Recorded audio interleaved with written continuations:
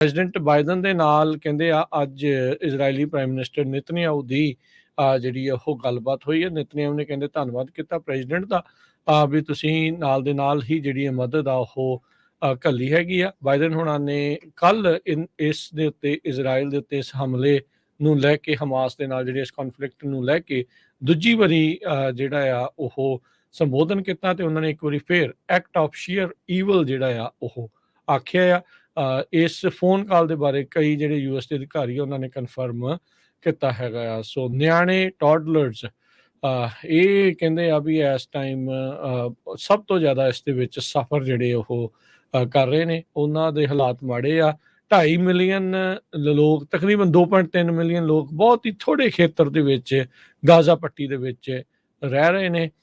China ਨੇ ਇੱਕ ਵਾਰੀ ਫੇਰ ਕਿਹਾ ਵੀ ਭਾਈ ਜੇ ਮੀਡੀਏਸ਼ਨ ਕਰਨੀ ਹੈ ਤਾਂ ਅਸੀਂ ਕਰਨ ਨੂੰ ਰੈਡੀ ਆ। ਚਾਈਨਾ ਜਿਹੜਾ ਆ 1967 ਤੋਂ ਪਹਿਲਾਂ ਵਾਲੇ ਬਾਰਡਰਸ ਨੂੰ ਮੰਨਦਾ ਆ।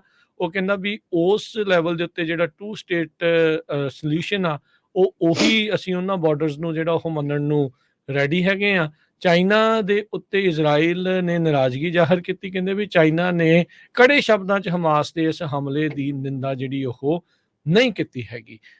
ਇੱਕ ਪਾਸੇ ਜਿਹੜਾ ਹੁਣ ਦੇਖੀਏ ਹਮਾਸ, ਹਿਜ਼ਬੁੱਲਾ ਆ, ਈਰਾਨ ਦਾ ਵੀ ਨਾਮ ਆ ਜਾਂਦਾ, ਪਰ ਈਰਾਨ ਵਾਲਿਆਂ ਨੇ ਕਿਹਾ ਵੀ ਅਸੀਂ ਇਸ ਅਟੈਕ ਦੇ ਵਿੱਚ ਕਿਸੇ ਤਰੀਕੇ ਦੇ ਨਾਲ ਸ਼ਾਮਲ ਨਹੀਂ ਆ। ਉਧਰ ਜਿਹੜਾ ਚੀਨ ਤੇ ਰੂਸ ਵਾਲੇ ਪਾਸੇ ਇੱਕ ਪਾਸੇ ਆ ਤੇ ਇੱਧਰ ਅਮਰੀਕਾ, ਇਜ਼ਰਾਈਲ ਤੇ ਬਾਕੀ ਸਾਰੇ ਜਿਹੜੇ ਵੈਸਟਰਨ ਅਲਾਇੰਸ ਆ, ਨਾਟੋ ਗਰੁੱਪ ਹੋ ਗਏ, ਸਾਰੇ ਜਣੇ ਆ ਉਹ ਇਜ਼ਰਾਈਲ ਦੇ ਨਾਲ ਇਸ ਟਾਈਮ ਚੱਲ ਰਹੇ ਆ। ਪਲਟ ਰਿਹਾ ਆ ਕਾਫੀ ਕੁਛ ਜਿਹੜਾ ਹਰਜੋਤ ਸਿੰਘ ਜੀਓ ਪੋਲੀਟਿਕਸ ਦੇ ਵਿੱਚ ਇਹ ਬਦਲਾਅ ਹੋਣਾ ਆ। ਮਿਡਲ ਈਸਟ ਦੇ ਵਿੱਚੋਂ ਏਸ਼ੀਆ ਤੇ ਯੂਰਪ ਦਾ ਇੱਕ ਕਹਿ ਲਓ ਵੀ ਚੱਲ ਰਿਹਾ ਸੀਗਾ, ਕੋਰੀਡੋਰ ਬਣਨਾ ਸੀਗਾ ਉਸ ਨੂੰ ਲੈ ਕੇ ਵੀ, ਬਿਜ਼ਨਸ ਨੂੰ ਲੈ ਕੇ, ਇੰਪੋਰਟ ਐਕਸਪੋਰਟ ਦਾ। ਇਹ ਕੌਨਫਲਿਕਟ ਦੇ ਨਾਲ ਉਸ ਉੱਤੇ ਕਾਫੀ ਭੈੜਾ ਜਿਹੜਾ ਅਸਰ ਪਵੇਗਾ। ਕੀ ਹੋਊਗਾ ਹੁਣ ਅੱਗੇ, ਕਿੱਦਾਂ ਹੋਣਾ ਆ, ਇਹ ਸਭ ਨੇ ਜਿਹੜਾ ਚਲੋ ਉਹ ਤਾਂ ਭਵਿੱਖ ਦੇ ਗਰਭ 'ਚ ਆ ਵੀ ਕੀ ਹੋਊਗਾ। ਪਰ ਇਹ ਅਜੇ ਕਹਿੰਦੇ ਆ ਵੀ ਹਿੰਸਾ ਜਿਹੜੀ ਉਹ ਹੋਰ ਵਧੂਗੀ। ਹੁਣ ਦੁਨੀਆ ਦੇ ਵਿੱਚ 2 ਅਜਿਹੀਆਂ ਥਾਵਾਂ ਦੇ ਉੱਤੇ ਕੌਨਫਲਿਕਟ ਜਿਹੜੇ ਉਹ ਚੱਲ ਰਹੇ ਆ ਜਿਨ੍ਹਾਂ ਦਾ ਜਿਹੜਾ ਅਸਰ ਆ ਭੂਗੋਲਿਕ ਤੌਰ ਦੇ ਉੱਤੇ ਹਰ ਇੱਕ ਨੂੰ ਜਿਹੜਾ ਪਊਗਾ।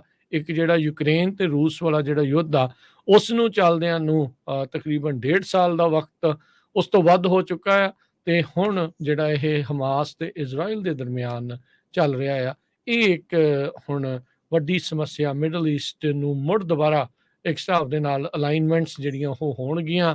ਸਾਊਦੀ ਅਰੇਬੀਆ ਇਜ਼ਰਾਈਲ ਦੇ ਨਾਲ ਵੀ ਆ, ਸਾਊਦੀ ਅਰੇਬੀਆ ਦਾ ਈਰਾਨ ਦੇ ਨਾਲ ਵੀ ਜਿਹੜੇ ਸਮਝੌਤੇ ਜਿਹੜੇ ਉਹ ਹੋ ਰਹੇ ਆ। ਸੋ ਦੇਖੋ ਕੀ ਹੁੰਦਾ ਆ। ਨਵਾਂ ਵਰਲਡ ਆਰਡਰ ਦੀ ਜਿਹੜੀ ਅਕਸਰ ਆਪਾਂ ਗੱਲ ਕਰਦੇ ਰਹਿੰਦੇ ਜਾਂ ਸੁਣਦੇ ਰਹਿੰਦੇ ਹਾਂ, ਨਿਊ ਵਰਲਡ ਆਰਡਰ ਦੀ ਲੱਗ ਰਿਹਾ ਹੈ ਵੀ ਉਸ ਪਾਸੇ ਦੇ ਵਿੱਚ ਇਹ ਕੜੀਆਂ ਜਿਹੜੀਆਂ ਉਹ ਜੁੜਦੀਆਂ ਜਾ ਰਹੀਆਂ ਨੇ। ਕਹਿੰਦੇ ਵੀ ਇਹ ਜੋ ਕਨਫਲਿਕਟ ਆ ਇਹਦੇ ਵਿੱਚ ਕਿਸੇ ਵੀ ਸਾਈਡ ਦੀ ਜਿਹੜੀ ਮਿਲਟਰੀ ਆ ਉਹ ਜਿੱਤ ਨਹੀਂ ਰਹੀ ਹੈਗੀ। ਹਾਲਾਂਕਿ ਕਹਿੰਦੇ ਹਮਾਸ ਦਾ ਹੱਥ ਉੱਪਰ ਲੱਗਦਾ ਆ ਸਿਰਫ ਲੜਨ ਦੇ ਵਿੱਚ ਨਹੀਂ, ਕਿ ਜਿਸ ਹਿਸਾਬ ਦੇ ਨਾਲ ਉਹਨਾਂ ਨੂੰ ਮੁਸਲਮਾਨ ਕੰਟਰੀਆਂ ਦੇ ਵਿੱਚ ਸਿੰਪਥੀ ਮਿਲੀ ਹੈਗੀ ਆ। ਉਹ ਜੋ ਪ੍ਰੋਫੈਸਰ ਟੈਲਹਾਮੀ ਆ ਮੈਰੀਲੈਂਡ ਯੂਨੀਵਰਸਿਟੀ ਦੇ, ਉਹ ਕਹਿੰਦੇ ਆ ਵੀ ਹਮਾਸ ਵਾਲੇ ਬਹੁਤ ਜ਼ਿਆਦਾ ਪਪੂਲਰ ਇਸ ਅਟੈਕ ਤੋਂ ਬਾਅਦ ਹੋਏ ਆ ਅਰਬ ਤੇ ਮੁਸਲਿਮ ਕੰਟਰੀ 'ਚ। ਕਹਿੰਦੇ ਵੀ ਈਵਨ ਤੁਸੀਂ ਮੋਰਾਕੋ ਵਰਗੇ ਮੁਲਕ ਦੇ ਵਿੱਚ ਦੇਖ ਲਓ ਜਿਨ੍ਹਾਂ ਨੇ ਆਲਰੇਡੀ ਪੀਸ ਡੀਲ ਇਜ਼ਰਾਈਲ ਦੇ ਨਾਲ ਤੇ ਈਜਿਪਟ ਨਾਲ ਬਣਾਈ ਹੋਈ ਆ, ਉੱਥੇ ਵੱਡੀ ਗਿਣਤੀ ਦੇ ਵਿੱਚ ਲੋਕ ਆ ਉਹ ਹਮਾਸ ਦੇ ਵਿੱਚ ਹਮਾਸ ਦੇ ਹੱਕ ਦੇ ਵਿੱਚ ਆਏ ਆ। ਸ਼ਾਰਟ ਟਰਮ ਦੇ ਵਿੱਚ ਕਹਿੰਦੇ ਹਮਾਸ ਦੀ ਜੋ ਅਬਿਲਿਟੀ ਆ ਸਰਵਾਈਵ ਕਰੂਗੀ ਜਾਂ ਨਹੀਂ, ਇਹ ਤਾਂ ਆਉਣ ਵਾਲੇ ਸਮੇਂ 'ਚ ਪਤਾ ਲੱਗੂਗਾ। ਇਜ਼ਰਾਈਲ ਕਹਿੰਦੇ ਡਿਸਟਰੋਏ ਕਰੂਗਾ ਹਮਾਸ ਨੂੰ, ਗਾਜ਼ਾ ਨੂੰ ਡਿਸਟਰੋਏ ਕਰ ਦਊਗਾ, ਫਿਰ ਕੀ ਵਾਪਰੂਗਾ, ਉਹ ਤੋਂ ਬਾਅਦ ਕੀ ਹੋਊਗਾ। ਬਾਈਡਨ ਐਡਮਿਨਿਸਟ੍ਰੇਸ਼ਨ ਨੂੰ ਕਹਿੰਦੇ ਸਮਹਾਉ ਕਿਸੇ ਨਾ ਕਿਸੇ ਤਰ੍ਹਾਂ ਜਿਹੜੀ ਆ ਦੋਨਾਂ ਦੇ ਵਿੱਚ ਡੀਲ ਬਣਾਉਣੀ ਪਊਗੀ, ਕਿਉਂਕਿ ਇਜ਼ਰਾਈਲ ਤੇ ਸਾਊਦੀ ਅਰੇਬੀਆ ਦੇ ਵਿੱਚ ਡੀਲ ਬਣਾਉਣ ਦੇ ਵਿੱਚ ਜਿਹੜਾ ਬਾਈਡਨ ਐਡਮਿਨਿਸਟ੍ਰੇਸ਼ਨ ਆ ਉਹ ਸਭ ਤੋਂ ਅੱਗੇ ਸੀਗਾ। ਕਹਿੰਦੇ ਵੀ ਇਹ ਜਿਹੜੀ ਵਾਰ ਆ ਇਨਸਾਈਡ ਇਜ਼ਰਾਈਲ ਆ, ਹੁਣ ਆਊਟਸਾਈਡ ਇਜ਼ਰਾਈਲ ਨਹੀਂ ਹੈਗੀ। ਇਹ ਇੱਕ ਹਿਸਟਰੀ ਦੇ ਵਿੱਚ ਬਹੁਤ ਵੱਡਾ ਜਿਹੜਾ ਆ ਚੈਪਟਰ ਬਣ ਜਾ ਰਿਹਾ ਆ। ਇਹਦੇ ਵਿੱਚ ਬਹੁਤ ਜ਼ਿਆਦਾ ਜਿਹੜਾ ਬਲੱਡ ਆ ਲੋਕਾਂ ਦਾ ਉਹ ਬਹੂਗਾ। ਇਹ NPR ਨੇ ਅੱਜ ਬਹੁਤ ਵੱਡੀ ਰਿਪੋਰਟ ਛਾਪੀ ਆ।